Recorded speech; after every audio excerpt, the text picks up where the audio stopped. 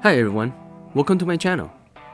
In this video, we'll be talking about the Pueblo Revolt of 1680 in present-day New Mexico in the United States.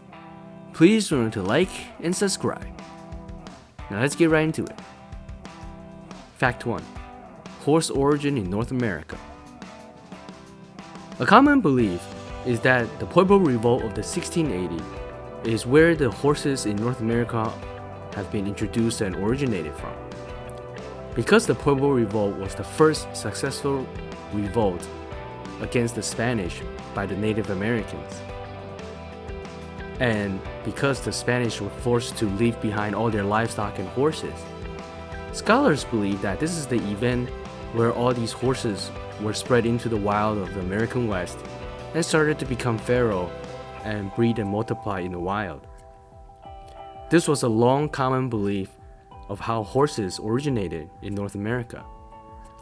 However, at the time of this video in 2023, it was discovered that even before the Spanish started conquering and colonizing these lands, the Native Americans already had a relationship with the horses. In fact, there have been remains and burial grounds where people and horses were buried together. This really refuted the Pueblo Revolt as the origin of horses in the American West, and now it's highly debatable if the horses were already in the American West or if the Spanish introduced them in the 1500s. Alright, let's get into the next fact. Fact 2. Pope. Generally, a rebellion or an uprising is usually led by a person, and in the Pueblo Revolt of 1680, this person was Pope. In fact, this revolt is sometimes called the Pope's Revolt because he was the person that united all the Pueblo Indian leaders to fight against the Spanish and drive them out of their homelands. Pope was actually one of many prisoners that were rescued because of an extreme drought condition that caused a lot of unrest in the area. Once Pope was rescued, he was able to convince various Pueblo Indian leaders to unite and fight against the Spanish. It is also rumored that other Indians, such as Navajo Hopi, also participated in the revolt, and with their combined forces, they were able to drive the Spanish out of their settlements and away from their homelands. Alright, let's get into the next fact. Fact 3. Attempted unification.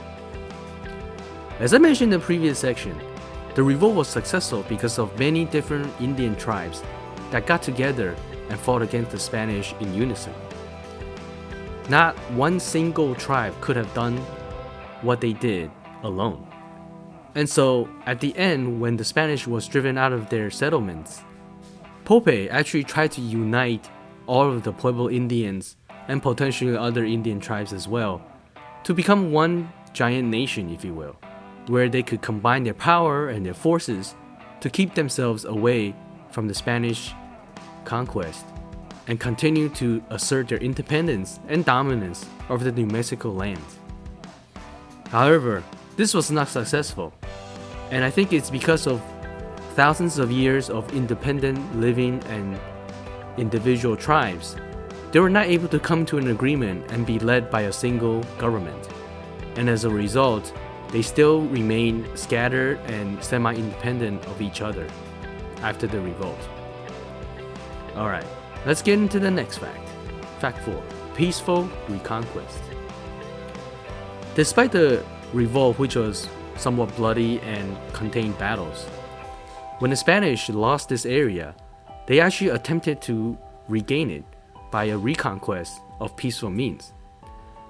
What this means is that the Spanish, instead of using their swords and weapons to conquer the Native Americans, they actually try to use negotiation and treaty tactics, diplomatics, if you will. The Spanish was likely using negotiation and also offerings of various things from Europe to entice the Native Americans to agree to be under the Spanish control again. For some reason, the Pueblo Indians did, however, agree to a reconquest of the Spanish people, but as soon as they started working under the Spanish, they revolted again, but at this time, the Spanish was well prepared to put it down and quickly and kill many Pueblo soldiers and men so that they could continue to assert their dominance and control over the Native Americans. So unfortunately for the Native Americans, the Spanish ultimately still reconquered all of the lands that they lost. Alright, let's get into the next fact. Fact 5. Other tribes remain the same. As I mentioned in previous sections, the New Mexico territory at this time is not just the Pueblo Indians. The Pueblo Indians were the majority of them, but this land was also occupied by other tribes such as Navajo, Hopi, Apache, and so forth. These other tribes of Native American people may or may not have participated in the revolt, but ultimately their lands were continuously subjected to Spanish control. So even though they may have participated in the revolt, really only the Pueblo Indians was able to obtain a short-lived independence and drive out the Spanish completely, whereas other tribal nations, such as the ones I mentioned earlier, simply continued to live under the Spanish control as if nothing had happened. However, just because they were formerly under Spanish control doesn't mean there wasn't any fighting.